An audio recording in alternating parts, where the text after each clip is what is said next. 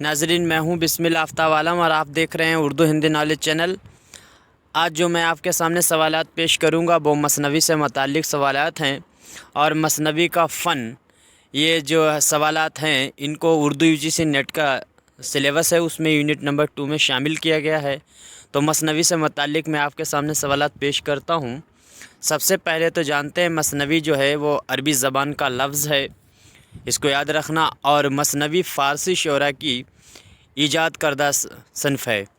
یہ یاد رکھنے کی ضرورت ہے کہ یہ لفظ پہ مت جائیے، اس کا لفظ جو ہے وہ عربی زبان کا ہے، لیکن فارسی جو شعراء ہیں انہوں نے اس کو ایجاد کیا، اس مثنوی صنف کو۔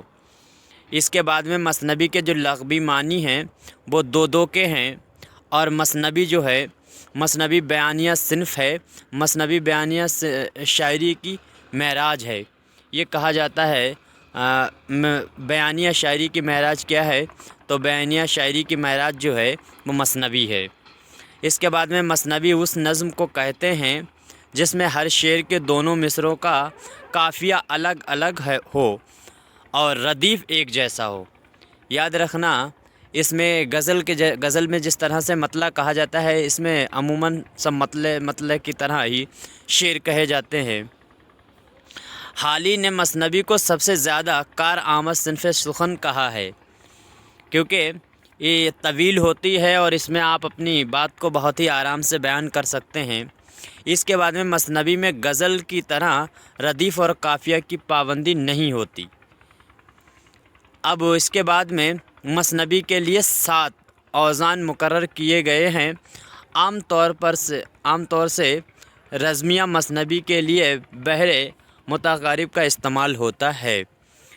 یہ یاد رکھنا کہ جو اردو میں علم عروض ہوتا ہے، شاعری میں استعمال، اس میں بحر جو ہوتی ہے تو صرف 7 بحروں کا ہی استعمال آپ کر سکتے ہیں شاعری میں، مثنوی میں۔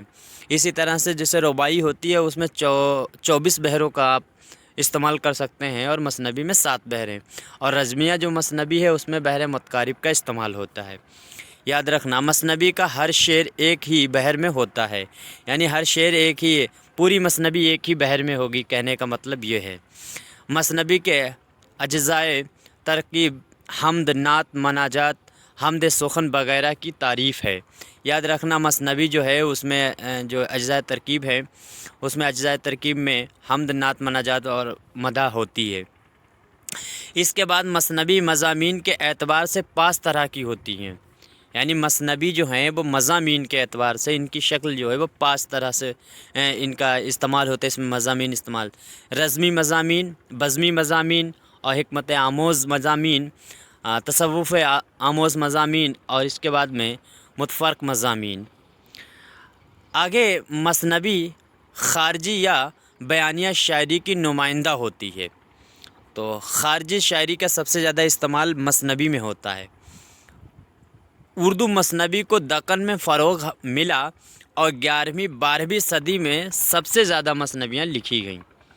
تو اردو کے اندر 11ویں 12ویں صدی میں سب سے زیادہ مثنوی لکھی گئی ہے، اور اردو میں جو سب سے زیادہ فروغ مثنوی کو حاصل ہوا وہ دکن میں ہوا۔ یوں تو سارے اردو کی جتنے بھی اصناف ہیں ان کا سبھی کا صنف ہیں، ان کا سبھی کا فروغ دکن میں ہی ہوا ہے۔ اس کے بعد ملا وجہی جو ہیں ان کی مثنوی قطب مشتری اردو کی پہلی تبازات مثنوی ہے۔ اس کو یاد رکھنا، تبازات، اس سے پہلے جو مثنویاں لکھی گئی ہیں وہ سبھی مثنویاں دوسری زبان سے ترجمہ ہو کر ہم اردو میں شامل ہوئی ہیں، لیکن قطب مشتری پہلی تبازات مثنوی ہے، اور یہ مثنوی دکن میں لکھی گئی۔ جس مثنوی میں جنگ کا بیان ہوتا ہے اسے رزمیہ مثنوی کہتے ہیں، جیسے نصرتی کی علی نامہ۔ علی عادل شاہ بادشاہ جو تھا، اس بادشاہ پہ لکھی ہوئی ایک مثنوی ہے علی نامہ، یہ رزمیہ مثنوی ہے جس میں جنگ وغیرہ کا بیان ہوتا ہے۔ جس مثنوی میں عشق محبت کا بیان ہوتا ہے اسے بزمیہ مثنوی کہتے ہیں، جیسے زہر عشق۔ تو یاد رکھنا، جس میں عشق محبت کا بیان ہو وہ بزمیہ مثنوی ہے، جس میں جنگ کا بیان ہو وہ رزمیہ مثنوی ہے۔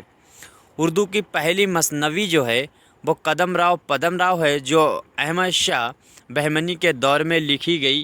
اس کے خالق फ़खरुद्दीन निज़ामी हैं, जिनको मसनवी का पहला शायर तस्लीम किया जाता है।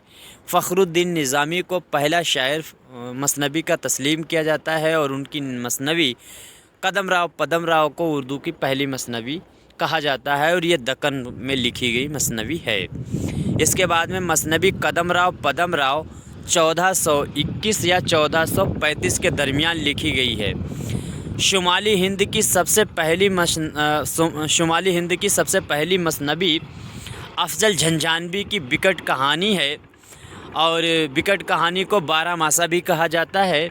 इसमें जो बयान होता है उसमें एक औरत के जुदाई का बयान किया जाता है। औरत की जुदाई अपने शौहर से जुदा होने का वो बयान करती है। 12 महीने में उसके ऊपर क्या हालात गुज़रते हैं, इसको शायरी के अंदाज़ में बयान किया जाता है, वही 12 मासा कहा जाता है।